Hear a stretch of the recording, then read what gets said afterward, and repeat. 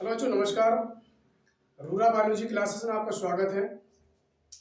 बच्चों, आज कक्षा 9 विषय विज्ञान में से जो पाठ जीव विज्ञान है उसका अध्याय जो पहला है कोशिका, उसमें से अगले टॉपिक पर बात करते हैं।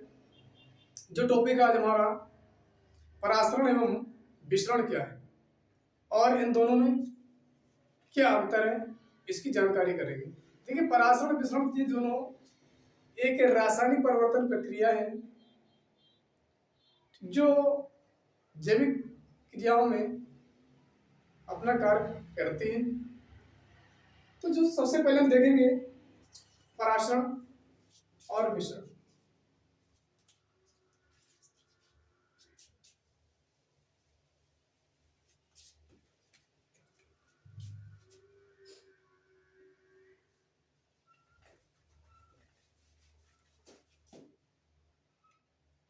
कक्षा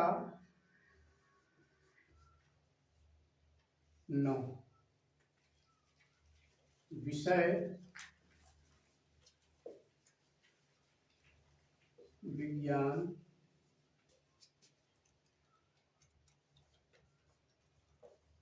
उप विषय जीव विज्ञान।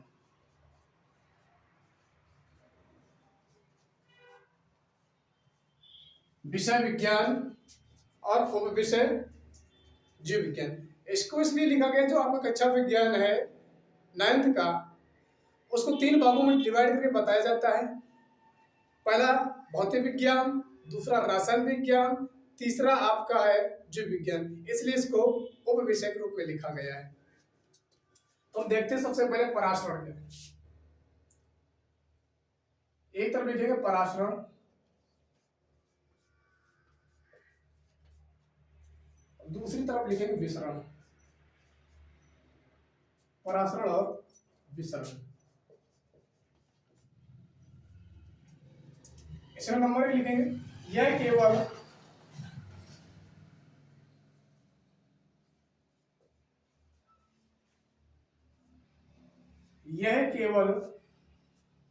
अर्धपारगम्य झिल्ली के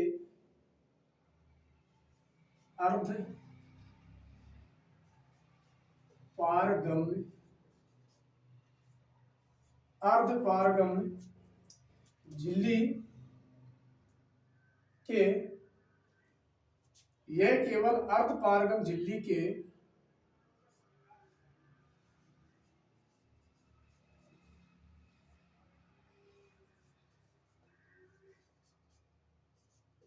आर पार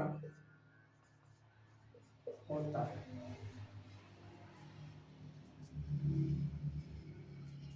अभी समझाते हैं क्या होता है। नंबर 2, यह विलायक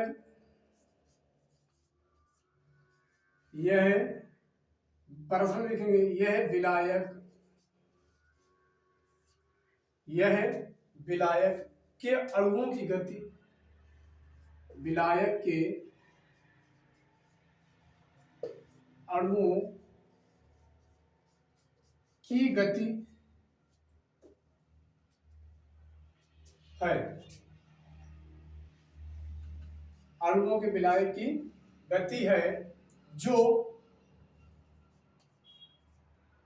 उच्च विलायक सांद्रता की हो, जो उच्च विलायक सांद्रता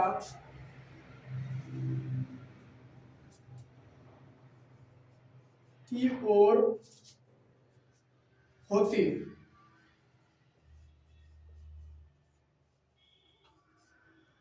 नंबर तीसरा लिखेंगे उदाहरण।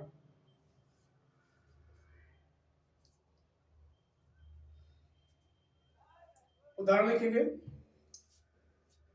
पौधों की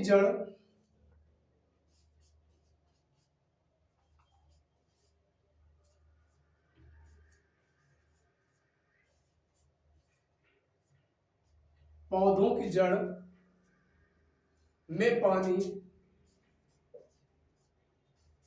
पौधों की जड़ में पानी का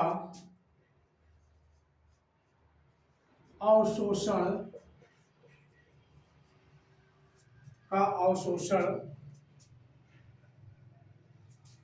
का अवशोषण। उदाहरण नंबर 2,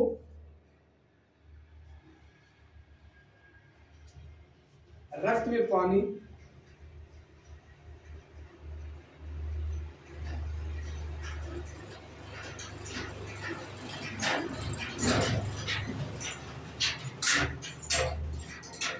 रक्त में पानी की गति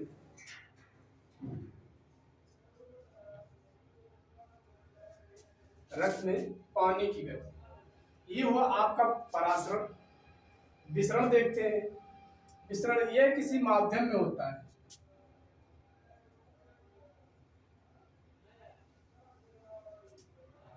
नंबर 1, यह किसी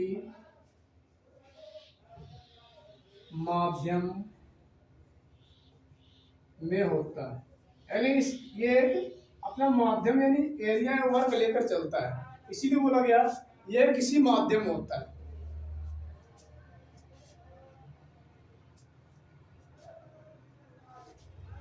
माध्यम जैसे ठोस माध्यम, द्रव माध्यम और गैसीय माध्यम। ठीक। नंबर 2,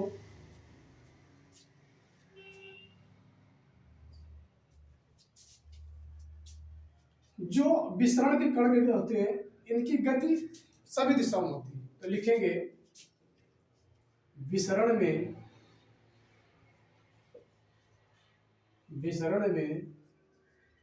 कणों की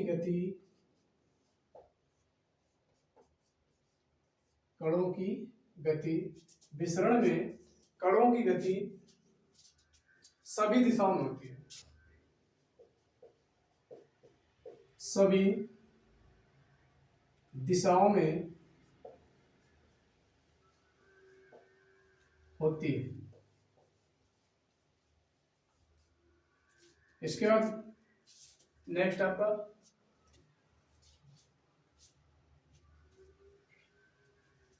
फिर कह रहा है तीसरा, इसको गति है। ठीक है, आप करना चाहो तो यहां इसको तीसरा पॉइंट आप लिख सकते हैं। ठीक, इस प्रकार तो कह रहा है कणों का प्रसार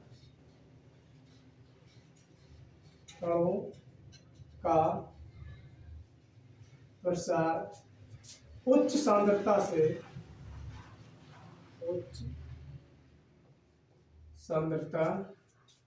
से निम्न सांद्रता की ओर होता है। इसका जो परासरण होगा कहाँ होगा? उच्च सांद्रता, यानी ऊंचे जो विलायक सांद्रण होगा जिसकी सांद्रता अधिक होगी, ठीक वहां से कम सांद्रता की ओर बढ़ते हैं। यानी कहने का मतलब जो बलशाली होगा वह कम बल वाले को क्या करेगा? प्रेशर करेगा, दाबेगा। इसीलिए कहा गया है उच्च सांद्रता से क्या कर रहा है? निम्न सांद्रता की ओर अग्रसर करता है।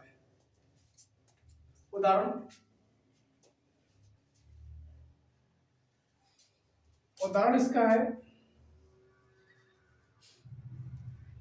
हवा में इत्र का विसरण होना।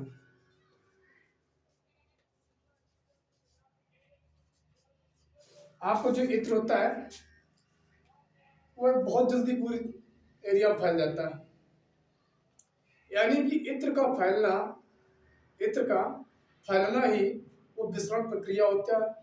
और जैसे आप एक एक प्रकार चलो समझ लेते हैं हम।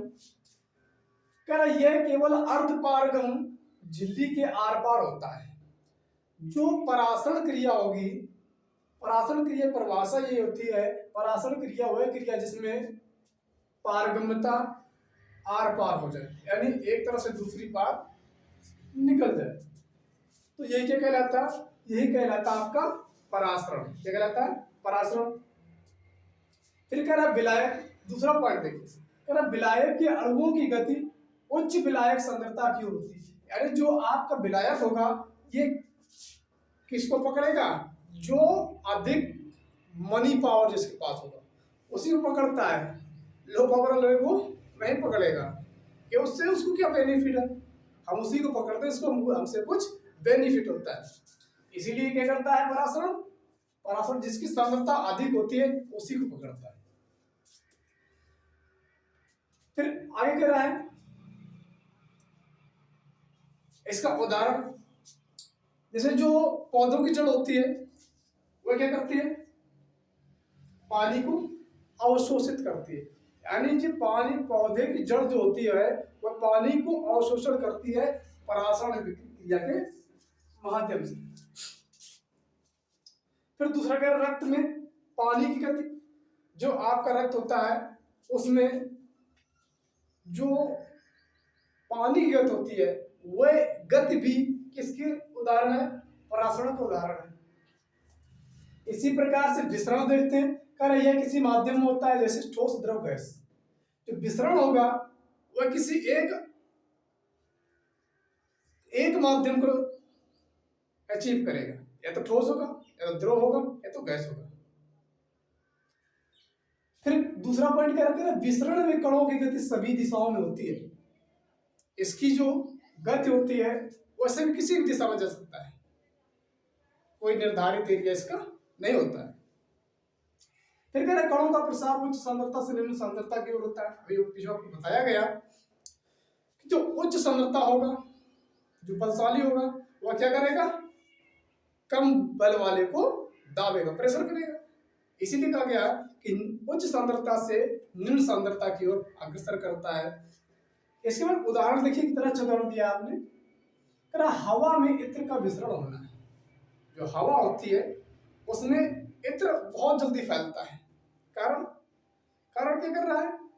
जो इत्र होता है उसका विसरण कम होता है और हवा का विसरण अधिक होता है। इसीलिए इत्र क्या होता है? अति शीघ्र चारों तरफ फैल जाती है। तो इस प्रकार से बच्चों, आपकी क्लास में आपका जो टॉपिक था विसरण और परासरण में अंतर, देखिए हम ये आशा करते हैं कि आपको क्लास अच्छी लग रही होगी। और क्लास पढ़ने का मतलब ये नहीं कि आप टाइम पास करने के लिए हमारी क्लास पढ़िए। आप यदि रियल एजुकेशन लेना चाहते हैं तो हमारी क्लास ज्वाइन करें, और यदि आप एंजॉय करना चाहते हैं तो और भी के ढेर सारे प्रोग्राम चल रहे हैं, आप उनको ज्वाइन करिए। और किसी प्रकार को प्रश्न करना चाहते हैं तो आप कमेंट के माध्यम से प्रश्न करें, और आप स्क्रीनशॉट लें। यदि किसी प्रकार की आप समस्या आ रही है, आपको या नहीं समझ में आ रहा है, या आपके माइंड में कोई प्रश्न चल रहा है, तो आप माइंड में रहता है कि सर से प्रश्न कैसे करें, किस प्रकार से पूछे, तो हमारा नंबर जो है व्हाट्सएप नंबर 9026090361, इस पर आप कॉल कर सकते हैं, या व्हाट्सएप के माध्यम से या किसी प्रकार से आप संपर्क कर लें, आपको आंसर दिया जाएगा। तो आज का टॉपिक हमारा इतनी था। अगले टॉपिक पर हम अति शीघ्र आपसे मिलेंगे। तब तक के लिए नमस्कार, जय हिंद।